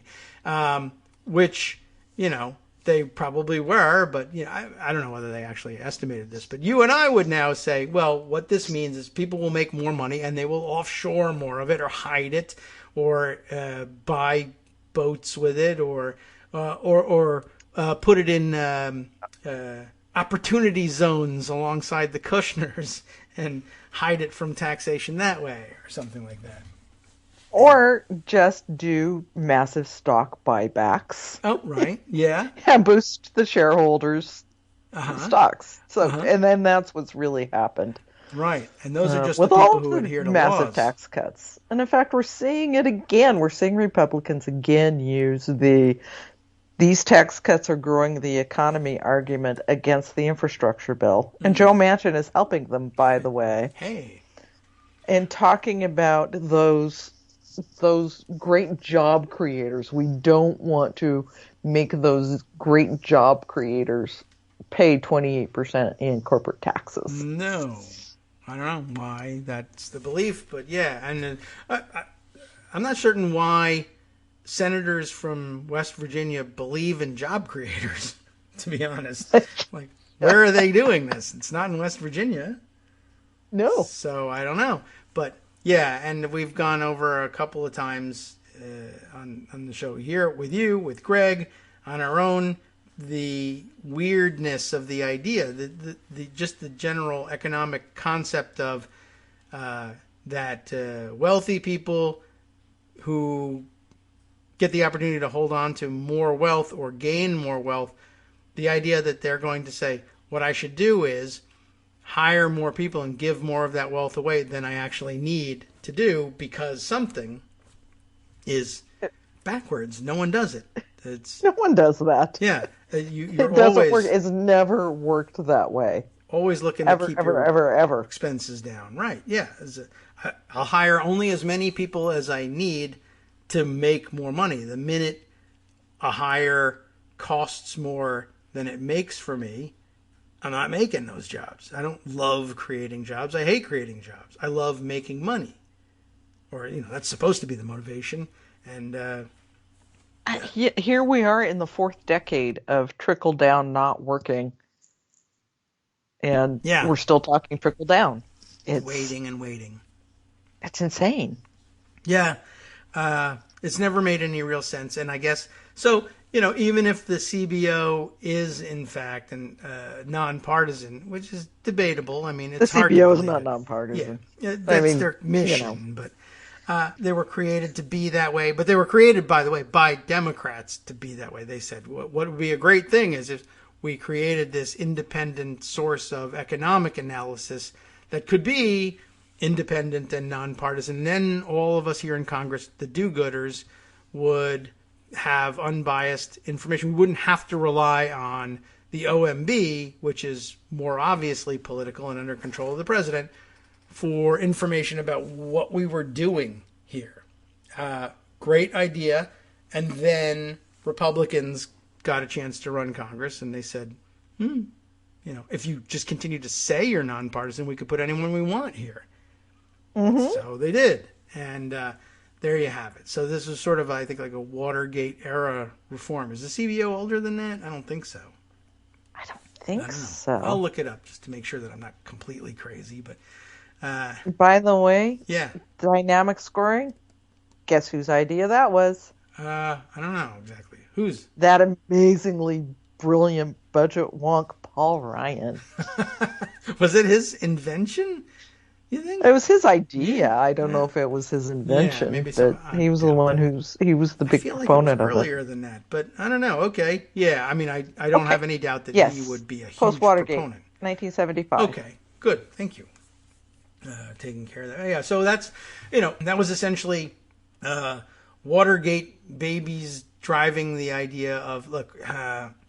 They were new in Congress and wanted to know what the hell they were doing and how much things would cost, and said, do I trust the Nixon OMB, or whatever the name of the office may have been at the time? I don't know if it was always OMB, but probably something close anyway. Is Nixon telling the truth suddenly about how much his priorities cost, or is he just lying again about everything? And same deal, I guess, goes for Ford. And no real reason to trust presidents of any party, given what we've learned about what presidents have been doing and can do with their power, why not have our own people? And then eventually that fell apart in the wake of Republican, I guess probably starting with the Republican Revolution under Newt Gingrich. I'm sure it was Gingrich. Yeah. Right. And then them claim, look, we need someone at the OMB who will be willing to say that slashing taxes and leaving gigantic trillion-dollar gaping holes in the budget is actually good for the deficit. Will you say that? And at the same time, we will starve the IRS to make sure that they can't go after corporations for the scraps that they're supposed to be paying. That's true, too. Right. So I was very thrilled to see that Biden's budget includes a big boost in funding for the IRS. This is one of my hobby horses for I don't know how many years. Yeah. Everybody bitches about the IRS, but, we need them. Right. We need them to be able to do things right and fairly anyway. And if all they can do is just guess at, I don't know, audit. And then now that they've been auditing, like, well, let's stop auditing people who can afford lawyers because we keep losing. Because we can't afford to audit the people who can afford lawyers. Yeah. We don't have the staff to do that. Yeah. So they go after the low-hanging fruit, which is people who can't afford lawyers. Right. End up having to. It's very frustrating, and it's been one of my pet peeves for I don't know how long. That and Social Security Administration, they've been starving that budget as well. Republicans have tradition, for a decade and a half at least. Sure. With Democratic help, because Democrats were ridiculously scared over deficit peacockism. Sure. Peacockery. Peacockery is a better word. Sounds worse. Right.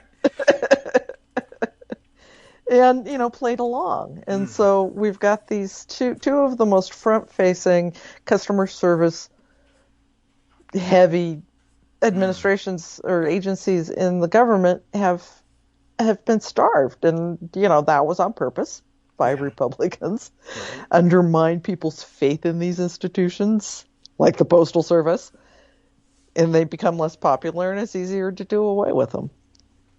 Yeah, well, easy targeting, I guess, for Republicans. It's been refreshing to see a larger part of the Democratic caucus emerging from that trap, from the idea that, what we need to do is to keep our heads down and campaign in relative agreement with Republicans when it comes to fiscal issues. We can say, well, we're fair on social stuff. We're with you there. But hey, don't you want someone who's a stricter, a bookkeeper here who won't allow for runaway spending? And doesn't it look like I'm reaching across the aisle by doing this? But never with any particular understanding of economics, per se, just an understanding of what sort of economic thinking will allegedly keep you out of trouble with Republicans. But right. A, it never did, and B, they just said you have a socialist agenda anyway. Right. It's not like it ever changed Republican behavior, which I, once again, thank you, Joe Biden, for learning that lesson. Yeah. I just remain astounded at how good Biden is being on all of this stuff, how he is not buying into those tropes. Yeah, well, I never would have expected it, and I'm thrilled that it's happening. Yeah, he didn't give any indication earlier that he would necessarily do that, although lots of people pointing to various analyses that they gave. Yeah, the internet is full of people who were right months, years, whatever ago that we didn't notice. Fair game.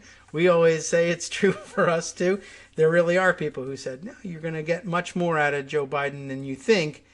And in hindsight, the explanations do make some sense. They do make some sense. I mean, it's it's astounding to me because for how long he had been such a bad presidential candidate. He had been so lazy running for office. Yeah, I guess that's true. And it just when he actually did it, and he did it well, and now he's governing like a president who learned his lessons about Mitch McConnell and learned his lessons about giving in on big, big things. Yeah. It's refreshing. And I'm really pleased, and I am glad to say I was very wrong. It was easy to reach that conclusion. He'd been there, 100 years and had always been, kind of dead center-ish and had frequently made concessions on critical issues that you really shouldn't have made concessions on. But then again, it stands to reason that he, as so many Senate old-timers, I guess, have done. They say, well, the Senate I came into, that institution is gone, or things have changed. Okay, so then your approach should change. Why, you're right, it should. Oh, hey, okay. That must be how you ended up in the Senate and stayed there for so long. Actually saying, maybe I should change a little bit. Maybe. Okay, good.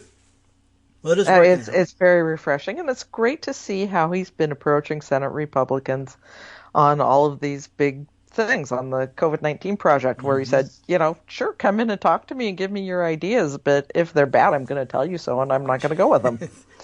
I think that's what we were supposed to get out of presidents in general. Yeah, and we're seeing it again on infrastructure, where he's saying, look, you guys may not want to call all this stuff infrastructure, but your voters, Republican voters, really like this stuff. So, I'm going to go with them instead of with you. How about that? And I think it's a smart thing to do on infrastructure because, again, these are projects they all want to be able to tout in their districts. And they will, even if they vote against them. Yes. And this is the bad part, is that Democrats will be good governors, and they will say good lawmakers, and they'll say, no, we don't really need to punish Republican districts and red states, so we won't really punish them. And we'll put stuff in there for you too, even if you don't vote for this, because, Democrats want to see everybody succeed. Yes. There should be more reporting about that. It would make, you'd think it would make a good read for people, Republican voters in very Republican districts. Like, wow, this is interesting. I've always believed that, I know that Republicans are petty and jealous and selfish, so I figure Democrats are too.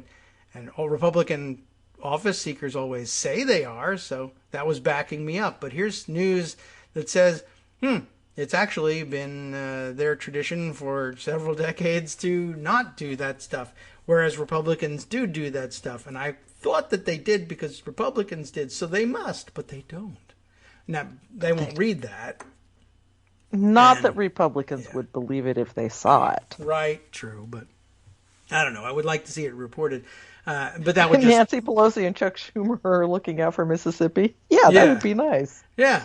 It would be nice to see, and it would just drive people to say, well, that's it. I'm going to just cancel my newspaper and watch Fox. Okay.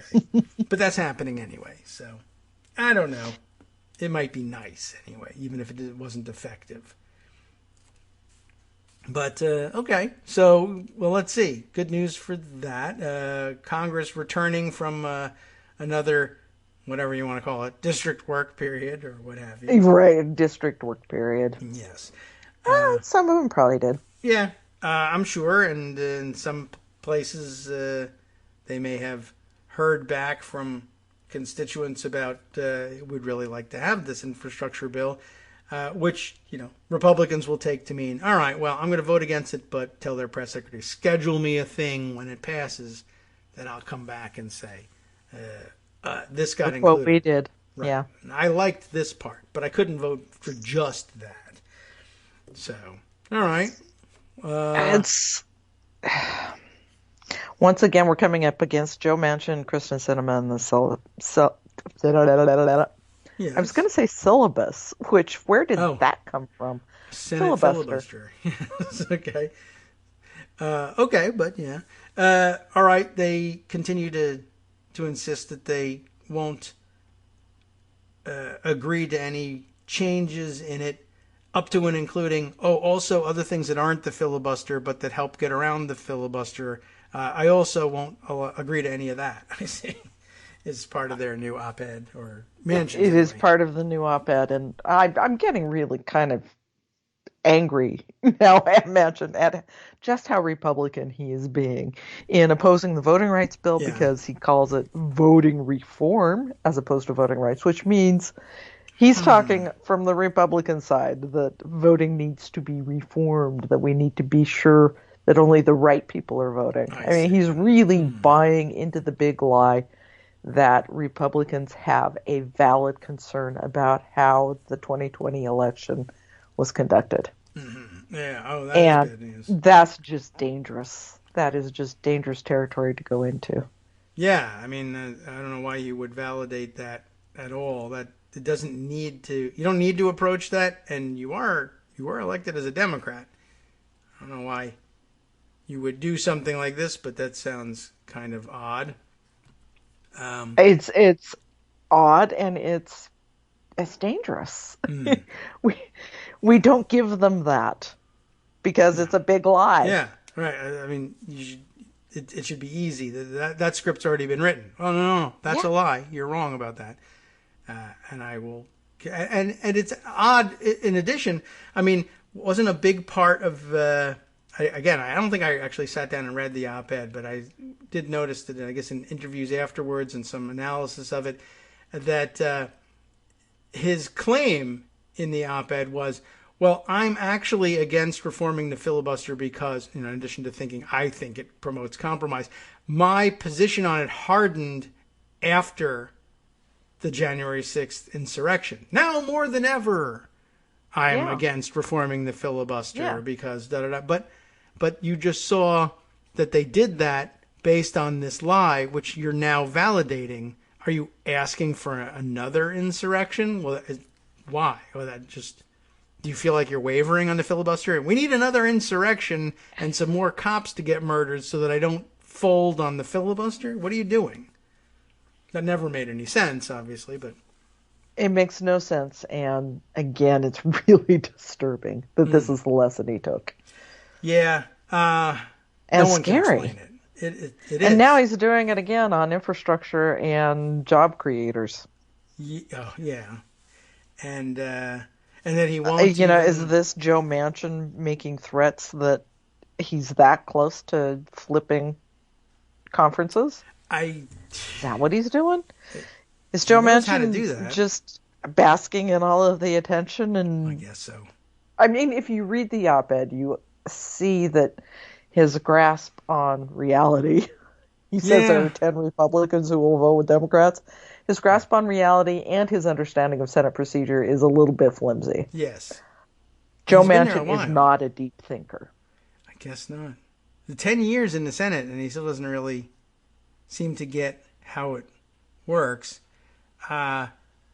The op-ed, to the extent that I did think about it, did make me think. I wondered, for instance, he clings to this thing. Well, the filibuster forces compromise, and we all know that the mechanics of his insistence. It's just that nobody ever crosses the aisle anymore to do it. So it's a nice pipe dream that, in order to get anything done, then you'd have to. Yeah, but they don't want to get anything done. That's of course the big hole in the reasoning. But I was thinking about, I guess because we were thinking about old-timey stuff, and now I'm reminded with the old dynamic scoring thing.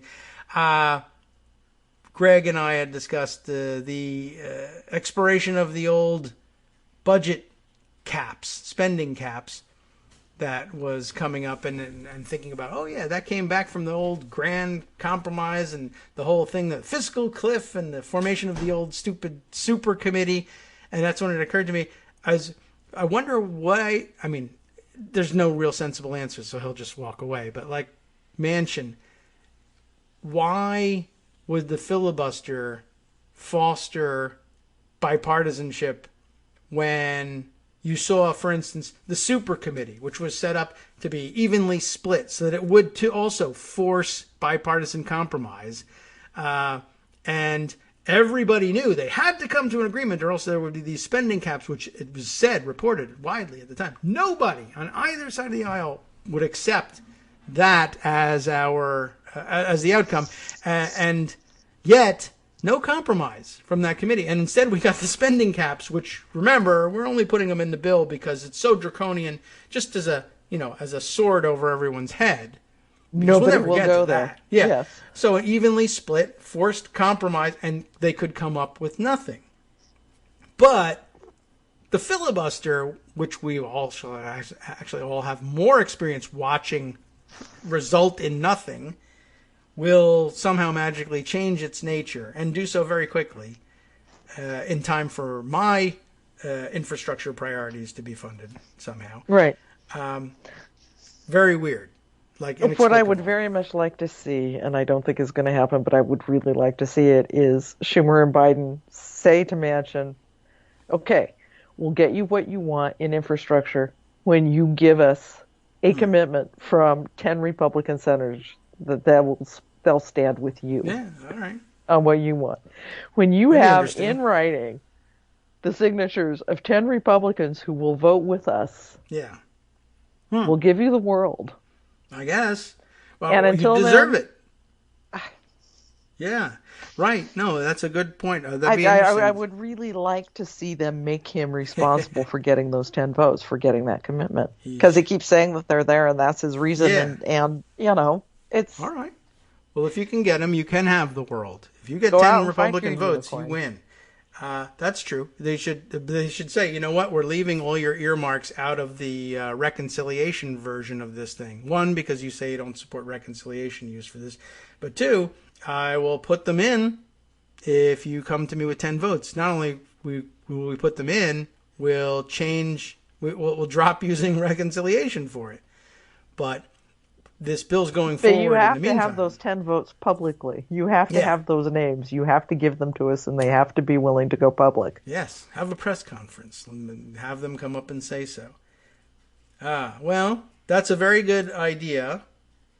And it's not going to happen. No, they're treating them with kid gloves. I understand, but I don't understand why that's probably because there is every unfair. Possibility that he'll change parties. Cinema, I don't think would change parties because they'd have to invite her first of all, and I'm not certain they would do that. Who knows? She's even more of a mystery than Manchin. Right. No one knows. I think Manchin's just stupid. I don't know what she is. Yeah. But she also says all the same things, and then if you ask for an actual explanation, she just says, I'm busy and I have to go.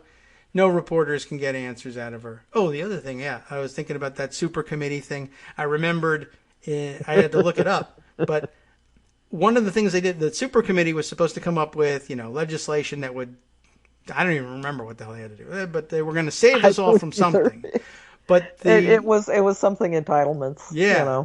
The legislation that did all of this, the Budget Control Act, that then established the super committee, also said whatever the super committee comes up with on this, they're evenly split, so it's going to be tenuous. Whatever they come up with is going to have expedited consideration on the floor without the possibility of filibuster. Oh, right. And he voted for that. So he created a new class of legislation that was going to be exempt from the filibuster, and now says, but for voting rights, I won't do that because I won't do it for anything on principle, except for the thing that I did, which also was a huge failure. Yeah. But he voted for that, or at least on final passage, didn't speak up when it was unanimous consent. I looked up the vote, but prior to that, he is voting for it. But, I guess if you call him on that, he'll say, I don't know, something. I got to leave. You're wrong. Yeah. So anyway, I just thought that was a fun thing to point out and ask him whether that made any difference in his thinking. But it won't make any difference in his thinking. No, that's the tragedy. Because he's not thinking that deeply. Right. It's not a debating society. They get to do whatever they want, even if it doesn't make any sense. And even if it was a debating society, then Ted Cruz would think he was in charge. Oh, and that would be worse. So, bad news. Oh, Ted Cruz and Mike Lee turning it into debating society. Yeah, I saw today they're introducing legislation to withdraw baseball's antitrust protection, and I couldn't figure out why I was supposed to care about that. You know who else wanted to withdraw baseball's antitrust exemption? No? Bernie Sanders. Bernie. We have to stop the Republican socialist agenda. Give us an award for doing that. I thought that was particularly special. That's pretty good. All right. Well, good pull for that. I like the fact that was at your fingertips. Thanks, Joan. We'll check in with you next week. Everything feeling good still? No reactions further? I have no blood clots. Excellent. Okay, good news. Right. See, everybody go get it if they put it back out there for you. Yeah, okay. We always worry about something, but there's it sounds a like larger risk of blood clots from birth control pills than from vaccine. So well, there you go. That's a good hard fact. Thanks, Joan. Always get those good things from you. NetworksRadio.com. Talk to you next week. Bye-bye. You've been listening to Kagro in the Morning with David Waldman. And Joan McCarter now, thankfully, at the end of the show. Time now for the West Coast Cookbook and Speakeasy with Justice Putnam. What do we have on tap for this morning? Well, let's see. Fox News won't be replacing Tucker Carlson anytime soon, even though he's an open racist now. In his defense, of course, of the anti-Semitic Great Replacement theory. Big story. Stay tuned. Next.